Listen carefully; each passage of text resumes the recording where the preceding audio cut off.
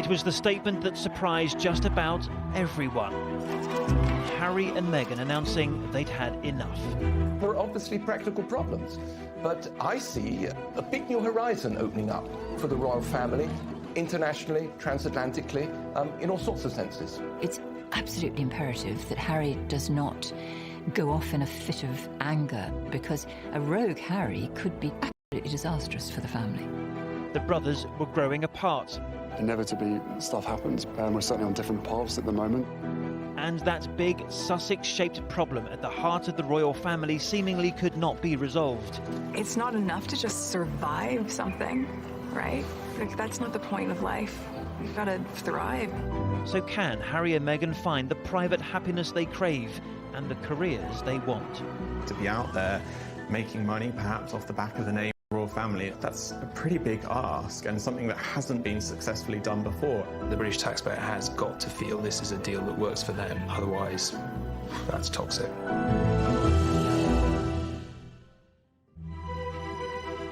When Harry and Meghan stepped into the gardens of Kensington Palace to announce their engagement, it felt like a new beginning for the royal family. The American actress and the British prince, who had bonded over a love for Africa and a passion for helping others. A love story, it seemed, set to reshape and modernise the British monarchy. And what a 21st century union it was. A couple from different backgrounds, different countries, and of course, different heritage.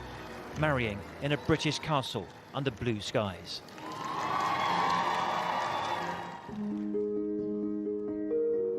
But for those of us who observed the Duke and Duchess up close, it was clear tensions were brewing from a very early stage. It was just about the wedding, we presumed, like in every family. But they were tensions which didn't go away. I watched Harry and Meghan emerge a newly married couple from our studio we had just above the entrance to St George's Chapel over there. That was less than 2 years ago. Now they say they want out of Britain for much of the year, out of their current roles in the royal family. How on earth did we get here? Even before that beautiful spring weekend in May 2018, the challenge facing this couple was always going to be a monumental one. How would the British establishment react to the arrival of an American celebrity? How would she react to becoming part of the centuries-old institution of monarchy? In America, you just marry somebody that you love. Julie Montague is in a country. It's a completely different culture. Whether or not you marry into the aristocracy or the royal family, completely different culture. Then all of a sudden you marry into, the class system, and it's just different. There you encounter more snobbery. I don't know if it's the accent. I don't know if it's because we're too loud or too pushy, too opinionated, too American. What we didn't realise at the time, I suppose, was quite what a culture shock it would be for somebody to come in as a member of the royal family and have that kind of ambition and that kind of drive. I think probably was quite difficult, because we don't want our royals to be too ambitious or to be too outspoken or to be... We like them to be just right. But as we watched to see if cultural differences would be the biggest challenge for Harry's new girlfriend, something more serious had started to emerge: press intrusion. Her family and friends were suddenly being harassed. Harry was immediately concerned. I think he was scared that she might run away because of it and not want to go through with it, and that's why he was doing everything in his power to keep her there. But then came some offensive words about Meghan's heritage. And that Harry made clear in an angry statement he would not accept. Suddenly, we've got parts of the internet that were really calling her some horrendous names, and unfortunately this also seeps into certain areas of the press as well. Some of the commentary made comments about her mother's dreadlocks or her sort of family's cotton-picking roots. Unfortunately, that has been quite negative in some aspects. Is trying to link part of her ethnicity to other things that are associated with black people in a negative way. So gangs, gangsters, the ghetto. And we've definitely not seen that type of language being used about anyone else in the royal family before. I mean, this is a woman who has African-American roots. They just feel like she is being picked on unnecessarily and way more than Kate Middleton ever was. In a recent interview, Meghan's co-star from her acting days in the US series Suits, Wendell Pierce, told how shocked he was by some of what was written about her in Britain's tabloids. You're always amazed at the depth of it. You're always amazed at the great lengths people will go to it, to be destructive and nasty. But senior members of the tabloid press just don't agree that Meghan was made to feel unwelcome in Britain. There's a lot of accusations that not just the press, maybe, but we've been racist as a country. We haven't welcomed Meghan because she has a black mother and a white father. We haven't opened our arms to her mixed heritage. It's laughable. People were delighted. Go and read the Sun editorials from those days. We thought that Meghan was a brilliant breath of fresh air and she was going to bring change to the monarchy. We celebrated. I'm sorry, Chris, if you were actually saying that you can no longer criticise someone who happens to be mixed race, then we've got real problems coming in this country. The criticism of Meghan is nothing to do with her race. It's to do with the fact that she has been incredibly hypocritical with political views that she has preached. As a member of the royal family, by the way, this is a big deal. You know, members of the royal family are not meant to openly share their politics. But back at the time of the engagement in 2017, the couple had come to the conclusion they could manage it. Meghan would, Harry suggested at the time, actually be very good at being a royal. I know the fact that she'll be really unbelievably good at the job part of it as well is obviously a huge relief to me, because she'll be able to deal with everything else that comes with it. It would have been a very good idea for her to look at exactly what it all involved, and there's plenty of evidence of what life in the royal family does involve. They haven't given it very long, have they? A year and a half to come to this conclusion. I've been covering this family as royal editor for 3 years, but my colleague Tom Bradby has known Prince Harry personally since he first travelled with him to Africa 20 years ago and has remained close to him since. I mean, he never really sort of said why he asked me in to meet her, but Harry asked Tom and others to meet Meghan, so how did anyone convince her that she would be able to cope with the attention? I think he worried about, I think she was a bit like, whoa, this is more intense than I thought it would be, and he was a bit like, no, it'll be all right, you know.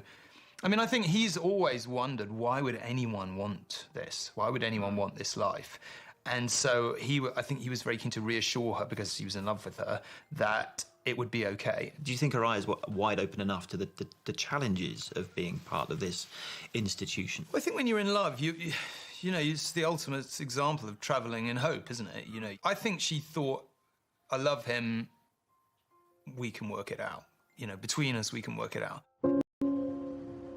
And no one with any heart can blame Harry for wanting to protect Meghan from the worst excesses of the press, the kind of protection his mother never got.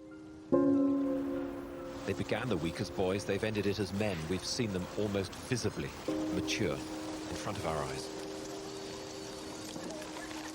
With Harry, he's fiercely protective of his mother's legacy. He's certainly damaged from the treatment that he perceives that she had at the time, and undoubtedly it was a very, very testing time. He should have had a lovely childhood. He had actually about as miserable a childhood as possible, and, you know, losing his mother. And then we know that he suffered a lot from that. It has to be triggering. Excessive and almost rapacious pursuit of her, of Princess Diana, and certainly Prince Harry has every right to feel protective of his wife. A desire to protect Meghan was understandable. Ask a long-standing photographer like Arthur Edwards, who followed Diana then and Meghan now, whether the comparisons are justified. And you get this response. The parallels with Diana don't exist. I mean, Diana was hounded. Diana went to the gym every day, and there were photographers waiting for her outside the palace, waiting at the gym, climbing over the wall of the gym, pictures every day. Meghan got none of that. Nothing like that happened to her, not once. We can argue about whether or not the hounding was the same or different, but as the royal wedding approached in 2018, the stories about the couple became more intense. It is a daily onslaught of multiple tabloids and a lot of baseless rumors, falsehoods, and she's just been under attack. Were the brothers getting on? Did Kate and Meghan see eye to eye? What Meghan wants, Meghan gets, claimed one headline. Did the tabloids have an agenda? I think that strong, independent, articulate women are catnip for the British media. They love to bring them down. And if you're a woman of colour to boot, it means that it's open season. So the amount of really scathing attacks by people who don't even know this girl, I found extraordinary. Hasn't the newspaper industry, and in particular the tabloids, of which you are an executive editor of the biggest selling one, aren't you to blame for it all going wrong? I think that is patently ridiculous, and I think even if you asked Meghan and Harry, they would say that the press is only one factor in their anger about the UK. But I'm sorry, I will stand by everything that The Sun has done about Harry and Meghan. They are a public couple, they are partly funded by us, and they deserve proper scrutiny. A few months after the fairy tale Windsor wedding, we packed our bags for Australia. The first big tour for the couple, and an announcement that Meghan was pregnant. But Harry and Meghan didn't seem to enjoy the inevitable royal tour attention. It seemed to me they felt ill at ease. Perhaps it was Harry's worry for his wife and future child. Perhaps Meghan was wondering what on earth these jam-packed royal tours are all about. Their staff looked constantly under pressure, and not long after the return to London, 4 members of Harry and Meghan's household, for whatever reason, decided to leave. Meghan comes from a very different background, a go-getting background of, being an actress in America. She's used to a different rhythm and a different was not, necessarily the way in which, courtiers and people at palaces are used to getting things done. We saw the press begin to create this Duchess difficult narrative. We heard complaints about 5 a.m. emails and how she worked all hours of the day and how she had particular demands that didn't sit well with certain aides. And it was those stories that snowballed into another round of negative press. And so for Harry and Meghan, the shield was up again and they had to protect themselves. Could they have done it any differently? Now, to begin with, it was easy because everyone loved them and all the press was positive. But then when stuff did start to go negative, I think he and both of them, their instinct wasn't to just take it on the chin. Their instinct was that it was unreasonable and unfair and that you should try and fight it. As the birth of their son Archie drew close, so the tensions grew between the couple's public role and their determination to protect their privacy. And they said they didn't want to do what royal mothers had done before them. A photo on the steps after birth was, they said, not for them. As for the christening, no cameras were invited in. No details were shared about Archie's godparents. All the while, they were finalising the split from William and Kate. A separate household, a separate charity foundation, a new home. The Cambridges and Sussexes were officially on different paths.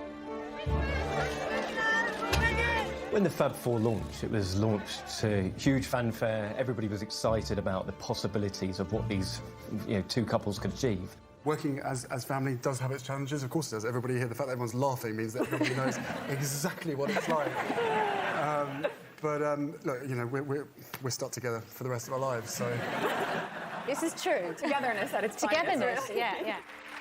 Unfortunately, it seemed that they couldn't work together, that they were moving in different directions, and that's what we're seeing now. Then came a raft of other questions. Was it justified that the £2.4 million renovation of their new home, Frogmore Cottage, was paid from the public purse? Should they have taken 2 private jets for summer holidays in the Mediterranean after recent campaigns on climate change? The couple appeared increasingly isolated within the family. An autumn tour of Africa was a chance to reset the agenda and focus on the real stuff, helping others. And this tour felt much more like their own. It began in a township in Cape Town, the murder capital, in fact, of South Africa. There were powerful speeches and even interviews here and there on TV. It seemed to be going so well. I am here with you as a mother, as a woman of color, and as your sister. Yeah, the Africa tour was fantastic. We got to see baby Archie, our first prop on that tour, and, they were brilliant. But scratched beneath the surface, as Tom Bradby did when he spoke to the couple for his ITV documentary, and it was clear that actually things were not going very well at all. I don't know what the impact on your physical and mental health of all the pressure that you clearly feel under. Yeah, well, I guess, and also thank you for asking, because not many people have asked if I'm okay. but it's a very real thing to be going through behind the scenes. And the answer is, would it be fair to say not really? Okay, as in it's really been a struggle. Yes. I mean, around the time of that documentary, some of the angst and the anger in the background, I was genuinely shocked that it had got that bad. I was like, wow, how did it get to this point? I mean, I knew things weren't ideal, but I really didn't know, you know, I got the impression they had decided before they got on the plane exactly how honest they were or weren't going to be. And again, my best guess is, and of course with all these things, you're half the time only guessing, they wanted that, I think, to be a bit of a pressure release valve. I think they wanted it as an indication of if they ever made the announcement, which we've now seen, that there would be some preparing the ground. Like a warning shot to the rest of the royal family that something might be coming. I don't think they thought about it as in a warning shot. That implies a degree of calculation that I don't think is there. I think it was like we're finding this situation really difficult. We've got to say something because it's, you know, the pressure is building up inside us. It's not enough to just survive something, right? Like, that's not the point of life. You've got to thrive, you've got to feel happy, and I think I really tried to adopt this British sensibility of a stiff upper lip. It has its, you know, it has its advantages, I guess. I really tried, but I think that what that does internally is probably really damaging. When she's got her, what you might call her, you know, game face on, like even the interviews earlier in the trip, you know, the demeanor was totally different. It was almost as if, you know, the curtain was pulled back and she was like, okay, I'm just gonna, for the next 5 minutes, I'm just gonna tell it like it is, and what happens as a result of that happens. Did you think at that point that 2 months down the line, you know, at the turn of the year, Harry and Meghan will be announcing that they want, pretty much that they want out? Yeah, I did think that. That soon? Yeah. And on that very same day, the last of the tour, the couple announced a declaration of war on the press. The statement just came, I think, as a huge shock for all of us because the tour had gone so well and because the coverage had been so positive across the spectrum, and I just don't think anyone saw it coming. It was a real shame that it happened when it did. Obviously, we later found out that there were certain legal reasons behind it having to go out at that time. Found out about them. It's just a series of unfortunate events for the Sussexes. What perhaps saddened people the most was the admission by Harry that yes, the reported rift with his brother William was actually true. Inevitably, you know, stuff happens, but look, we're brothers. We'll always be brothers. We're certainly on different paths at the moment. He admitted for the first time that there had been a rift with his brother. I'd been told at one point they weren't actually talking to each other. So confirmation firsthand from Harry that things hadn't all been, you know, peachy behind closed doors was pretty jaw-dropping. It was a real insight into a very fragile and pretty emotional man. So the Sussexes had done their big TV interview. They had let the world see their pain. They thought that might be a trigger for change. But the change they wanted and needed didn't come. It was in late autumn that Harry and Meghan decided they couldn't go on. They had a new home here in Windsor, a new household of their own, new staff, new resources. It had all been tried, but ultimately it wasn't working, and it dawned on them that they were still deeply unhappy. So they started working then on their escape plan. The couple announced some time off, and this is where they chose to take it, on the far west coast of Canada, where they spent 6 weeks hiking with Archie, admiring the scenery and finessing their bid for independence. So when they flew back to London, they went straight to the Canadian High Commission to thank them for their hospitality, but they were about to surprise everyone, including Harry's immediate family. Harry and Meghan announced they'll be stepping down as senior royals and seeking financial independence. The palace scrambled to construct a response. When it came, it was short and terse. It is complicated and will take some time, they said. But how surprised were they? I think there'd been some discussions for several weeks at least. I think Harry was reluctant to put it in writing, and somehow or other it was leaked. You know the palace vehemently deny your version of events, that it was put down in writing and it was leaked. I mean, I don't think there's any doubt it was in writing. I mean, there was stuff in writing, whether it was in an email or a document, I don't know. And there was a leak. I've never said, by the way, that the leak came from the palace. It was a leak. You know, it was put in writing and there was a leak.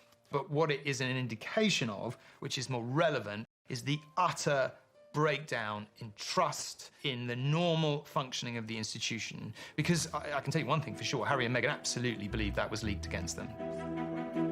Dan Wootton from The Sun was the journalist who broke the story.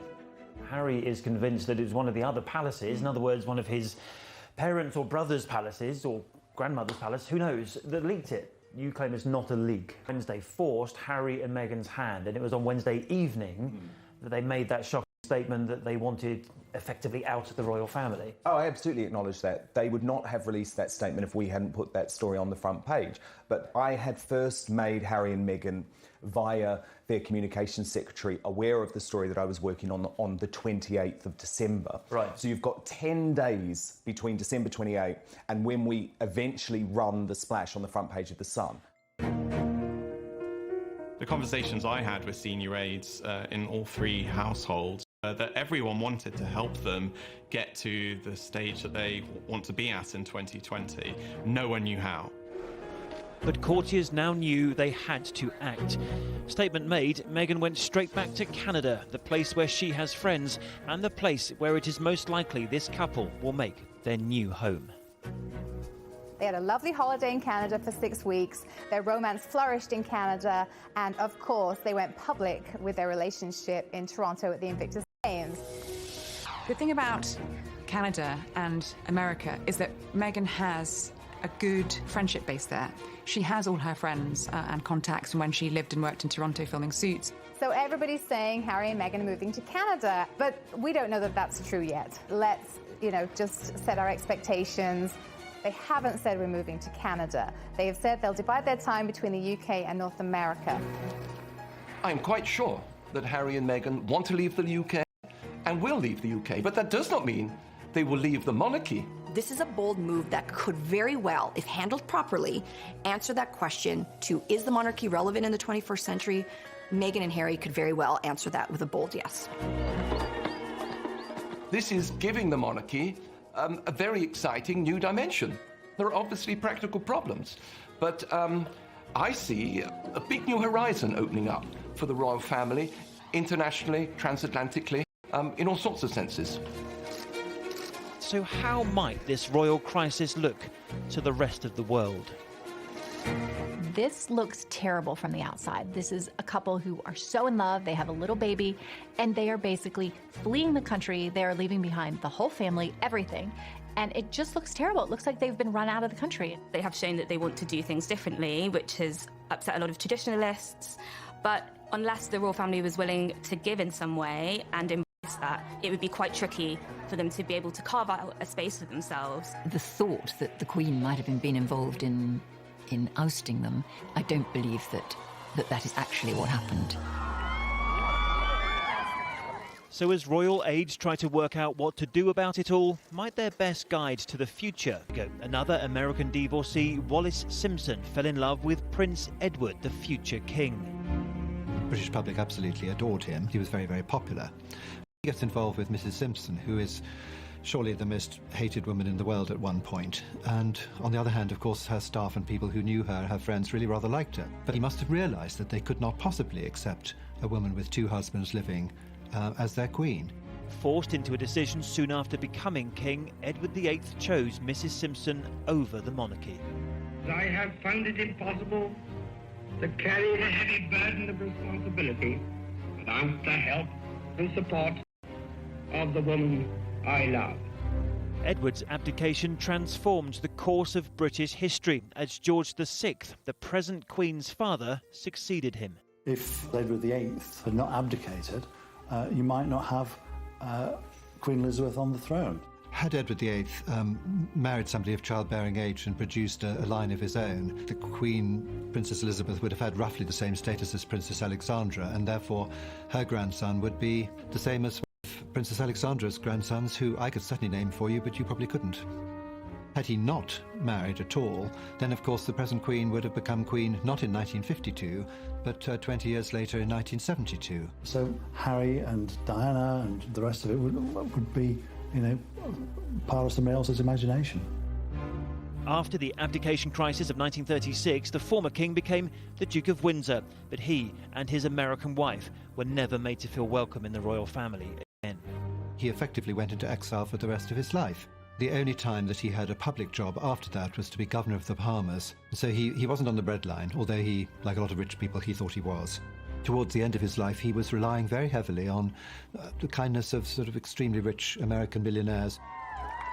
But many years later, Princess Diana showed that it was possible to leave the royal family and still use her profile to great effect. The Princess of Wales, as we know, did undertake a certain number of engagements. Diana, she was struggling to find a role, and she eventually found one through the Red Cross, working with them with regards to landmines. A lot of the work she did was extremely good, but that was totally different from what she would have been doing as the wife of the Prince of Wales. I'm only trying to highlight a problem that's going on all around the world. That's all. But Diana's estrangement came at a huge reputational cost to the royal household. Diana was hurt and she was angry. And she went out and made mischief.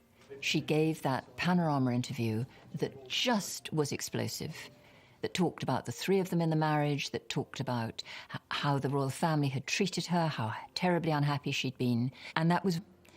And I think there is absolute potential, if he leaves in a state of anger and hurt, for him to create mischief as well. So what of the present day and the other royals who do largely support themselves? I think if we look at Princess Beatrice and Eugenie, they both have full-time jobs, they're both involved in philanthropic work, but they are privately funded. You know, their security is not paid by the taxpayer. Both of them have jobs. They are not funded in the same way, although they do undertake a certain number of royal duties. It was always going to be the case that Harry and Meghan were going to be in the central team, which is probably why they used the expression as senior members of the royal family. If they go out of that, I don't see them sort of suddenly becoming like the York princesses. I think they'll be in a different league altogether. Harry and Meghan are not Beatrice and Eugenie. The Sussexes will remain global stars even if they half leave the royal family.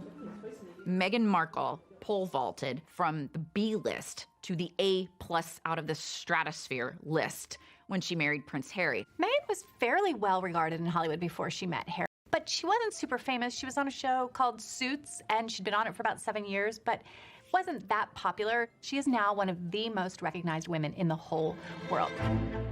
Which is why the couple launched their own independent website last week, on which they set out their view of what the future looks like. They've written their manifesto. Yes, they've produced this website. They've said that they want to be financially independent, but equally they want to carry on supporting the Queen, and they will carry on with their patronages. I just don't quite see how any of that is going to work in practice. So Meghan and Harry have said they're going to become financially independent, which is very easy when you have, his money.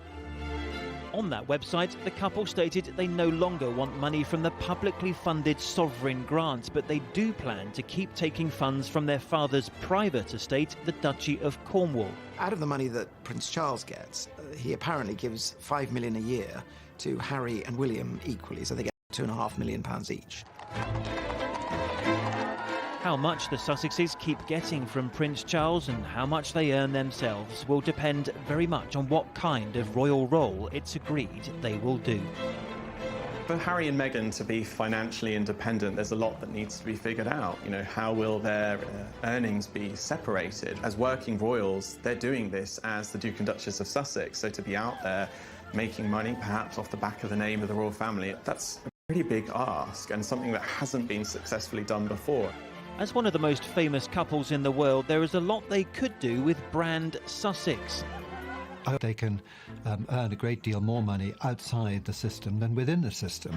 The area of finance could be where this whole thing breaks down, because if it's seen that the Sussexes trade on the royal name, then that's not royal. Now that Meghan is stepping back from her senior role in the family, she could have any part that she wants. She could compete against a Julia Roberts or anyone of that magnitude, because let's face it, she's going to get people in movie theaters, period. And that is what matters in this town. That is what matters in Hollywood.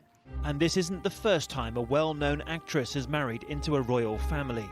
Americans fell in love with this princess story because it had happened before with Grace Kelly. Grace Kelly, who was a big Hollywood star, became Princess Grace of Monaco, marrying Prince Rainier. She was living within a gilded cage. I think she found life very difficult and did want to go back and make more films, but the people of Monaco wanted their princess to be a full-time princess. I can see parallels. If being independent means that Meghan's going to go back and being a film star, I myself don't think that is on. If Meghan doesn't return to acting, the Sussexes aren't short of other options.